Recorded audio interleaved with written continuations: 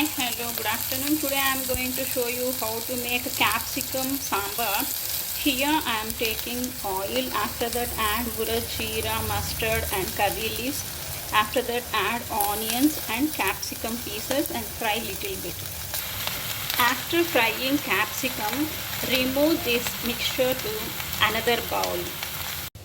Take tur dal and wash it. After that add to the cooker with water and boil it with little oil for 3 to 4 whistles. Here our dal is cooked well. Now I am going to add chili powder, salt, turmeric, tamarind water and dhania powder. After that add fried vegetables and add water and cook for few minutes. Now I am going to add vegetables and cook well.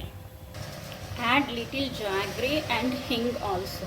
Our sambar is ready to serve with chapati, dosa, rice. Thank you for watching. Please like and subscribe my channel. Have a nice day. Bye.